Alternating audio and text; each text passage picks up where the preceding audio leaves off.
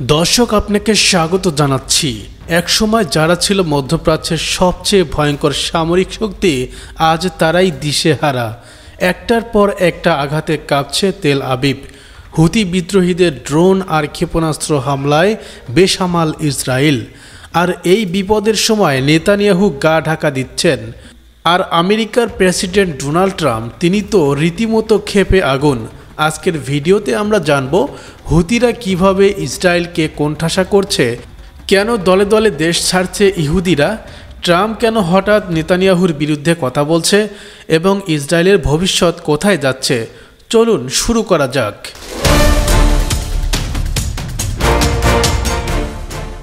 হুতি বিদ্রোহীদের অপ্রতিরোধ্য হামলা। ইয়েমেনের হুতি গোষ্ঠী, যারা অনেক দিন ধরে সৌদি আরব ও আমিরাতের বিরুদ্ধে যুদ্ধ করে আসছে, এবার সরাসরি মুখোমুখি হয়েছে ইসরায়েলের। তাদের চালানো দূরপাল্লার ড্রোন ও ক্ষেপণাস্ত্র একের পর এক আঘাত করছে ইসরায়েলি ঘাঁটিতে।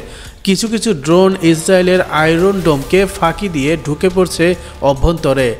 বিশেষজ্ঞরা বলছেন এই হামলা শুধু প্রযুক্তিগত নয়, কৌশলগতভাবেই মারাত্মক। কারণ ইসরায়েল এখন একযোগে গাজা, হিজবুল্লাহ এবং হুতি তিন ফ্রন্টে যুদ্ধ করছে। আতঙ্কে দেশ ছাড়ছে ইহুদি নাগরিকরা। কেবল রণক্ষেত্রই নয়, ইসরায়েলের ভিতরেও দানা বাঁধছে ভয়। সাধারণ মানুষ, বিশেষ করে ইহুদি নাগরিকরা বলে উঠছেন, আর নয়, বাঁচার জন্য এখন পালাতে হবে। অনেকে ফ্রান্স, জার্মানি কিংবা আমেরিকায় চলে যাচ্ছেন স্থায়ীভাবে। অন্যরা ভাবছেন শেল্টারে জীবন আর কতদিন।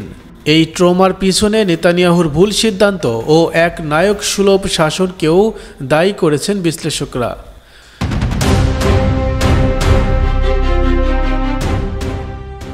নেতানিয়াহুর বিপদ, জবাব চাইছে জনতা। ইসরায়েলের প্রধানমন্ত্রী বেনিয়ামিন নেতানিয়াহুর অবস্থান এখন চরম সংকটে। বিভিন্ন অভিযোগে তিনি আগেই ছিলেন দুর্নীতির মামলার অভিযুক্ত। এখন যুক্ত হয়েছে যুদ্ধ ব্যর্থতার অভিযোগ। দেশ জুড়ে আওয়াজ উঠেছে নেতানিয়াহু পদত্যাগ করো। এমনকি ইসরায়েলি সেনাবাহিনীর ভেতরেও দেখা গেছে ফাটল।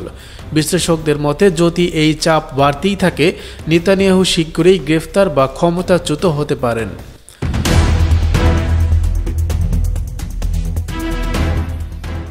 ট্রাম্পের বিস্ফোরক মন্তব্য। এর মধ্যে যেন আগুনে ঘি ঢাললেন ডোনাল্ড ট্রাম্প। সম্প্রতি এক বক্তৃতায় তিনি বলেন, নেতানিয়াহু আমাকে ধোঁকা দিয়েছে, সে আর নেতৃত্ব দেওয়ার যোগ্য নয়। ট্রাম্পের এই মন্তব্য ইসরায়েলি ডানপন্থীদের মাঝেও বিভাজন তৈরি করেছে। কারণ নেতানিয়াহু এতদিন আমেরিকার রিপাবলিকানদের ঘনিষ্ঠ মিত্র ছিলেন। এবার কি হবে? হুতিদের ক্রমাগত আক্রমণ, দেশ জুড়ে ভয়ের বার্তাবরণ, নেতানিয়াহুর পতনের ঘণ্টা এবং ট্রাম্পের মুখ খোলা, সব মিলিয়ে ইসরায়েল এখন ইতিহাসের এক কঠিনতম সংকটে দাঁড়িয়ে। প্রশ্ন হলো, এই সংকট থেকে ইসরায়েল কি ঘুরে দাঁড়াতে পারবে, নাকি মধ্যপ্রাচ্যের নতুন ভূচিত্র আঁকা হচ্ছে আমাদের চোখের সামনে? আপনার মতামত কমেন্টে জানাতে ভুলবেন না। ভিডিওটি শেয়ার করুন, সাবস্ক্রাইব করুন আমাদের চ্যানেলটিকে, আর হ্যাঁ, বেল আইকনটিতে টিপতে ভুলবেন না।